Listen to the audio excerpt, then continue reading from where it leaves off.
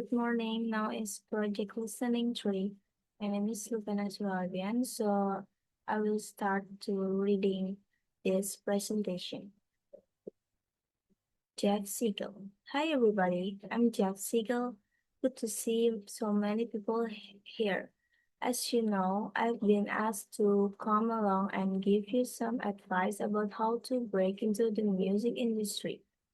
And before I start, I'd better make it clear that this talk is for people wanting to work with and for artists, not to actually be a musician, okay?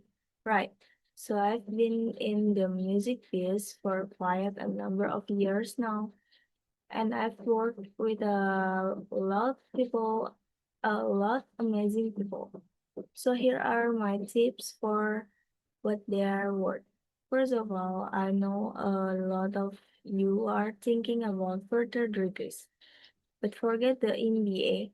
This business is much more about experience than qualification, so it's better to start working as soon as you can. Easier said than done, you might say, but I'm talking about any kind of relevant work experience. Don't panic. You can start small. Go along to your local music venue or a small music company in your hometown and see if there's anything you can do. It could just be selling tickets on the door. You'll get to meet people, and one thing might lead to another. Obviously, paid, paid work is better than unpaid, but you have to start somewhere. You need to be in an environment where you are learning stuff and making contacts. Ah, a question already, yes? Girl A. What about being an intern? Are there many internships available nowadays? Jeff Siegel. There definitely are some. Not a huge number. As you know, it's a very competitive industry, but the bigger companies certainly do take on people. And if you get your foot in the door to at the big place, you've really got to prove your worth. Show the higher ups that you have some kind of unique skill or knowledge. Maybe something to do with social networking or even knowledge the music scenes in the place you grow up.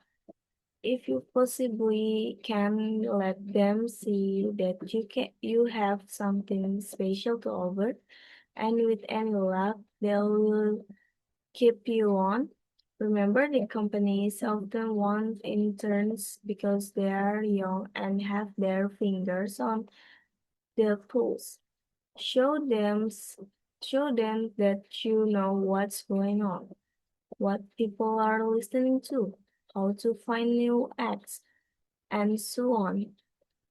Find a cool app that they don't know about. Okay, another question. Uh, boy, how important is networking? Jed Siegel. Meeting people and making connections is absolutely vital. If people see you as an ambitious networker, if they think you are just using them, that's not so good. Nobody wants to feel like a stepping stone in someone else's career. But people are often willing to give younger people the benefit of their experience, and of course, we're all susceptible to a bit of flattery. So my advice is to find people in the business you genuinely admire and ask them questions. If you're an intern, start with your boss, then move on to others in the building. After getting your boss's permissions, it's also good to chat to anyone who shares your passion for music. People on the door in clubs, band numbers, fans, or music executive. You never know what information might be useful or which contact may help you in the future.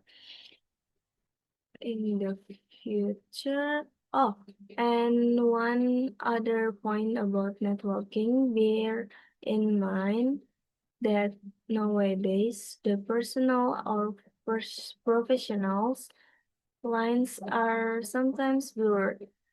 That means that anything you post online for your friends to see can also be seen by potential professional contact.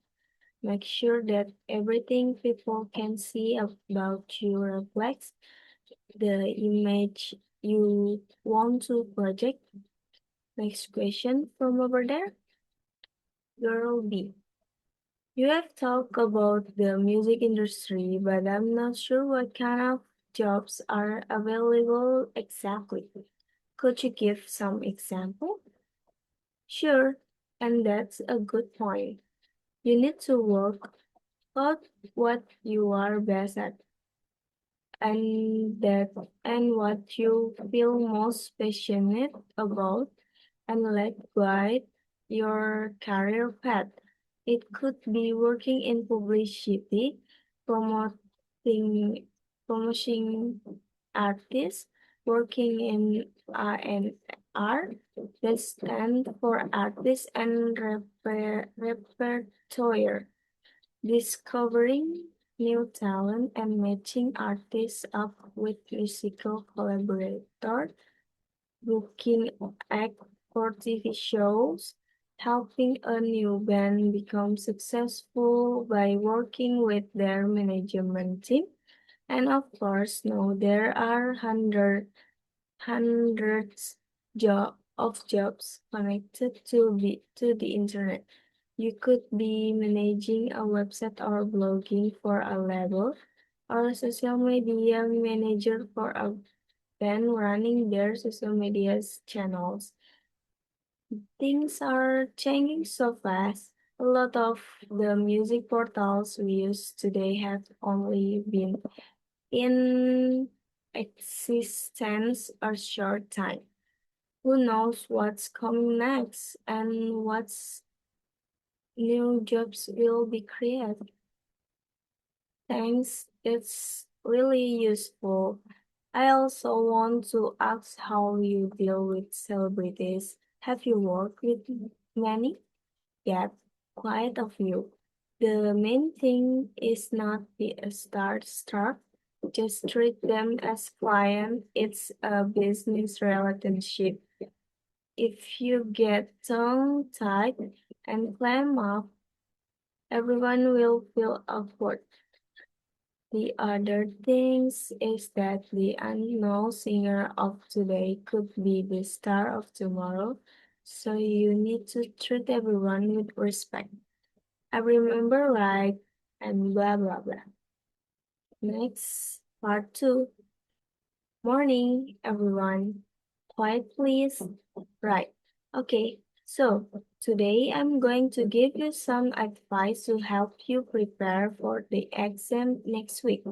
So make some notes as I'm talking, please. Everybody ready?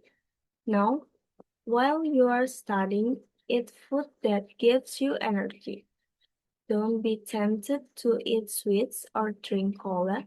Sugar won't help you study, but fruits and cereals will. Apples actually are especially good. Find a comfortable place with plenty of light when you study, but not too comfortable or you will fall asleep. Try and keep a positive mind. It's easier to study when you are positive and relaxed. Now, if you start feeling anxious, have a little break. Go out for a stroll around the block. Don't try to learn everything. There is no time, just choose the important things. The things that will get you the most points in an exam. If you are not sure about this, ask me.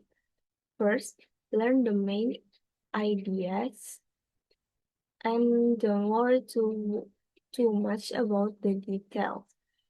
If you have time, you can come back later and read the details. Make notes of these key points and read them, then cover them up and try to remember all the points. Now might be boring, but repetition helps you to remember. Use past exam papers to study. They will help you understand what kind of question are. There are plenty of past exam papers in the library. You can photocopy them and take them home. Take regular break and while you are studying, a 5-minute break every half hour is usually enough. Get some fresh air and stretch your arm and leg. Drink a glass of water too. It's important to keep hydrated. And last but not least, good luck. I'm sure you will all do your best. Part 3, number 1. What even what event first triggers Chicken Little's fears and how does she interpret it? The answer is when something suddenly hits Chicken Little on the head while she is picking corn. She immediately assumes the worst and interprets it as a sign that the sky is falling. Number 2, how the other animals respond to Chicken Little's claim about the sky falling. The answer is they believe her without questioning. Number 3, what mistakes do the animals make when they meet Foxy Woxy? They trusting Foxy Woxy when he say he knows a shortcut to the big boss's playlist. Number 4, describe the journey of the animals. What repetitive pattern is used in this story? The answer is Chicken Little meets an animal. The animal asks where she's going. She explains the sky is falling. The animal joins the group.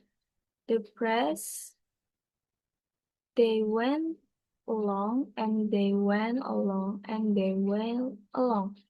It also repeated to show continuous movement and build rhythm in the story. Make a note and retell the story. Chicken Little is hit on the head and believes the sky is falling. She sets off to warn the big boss.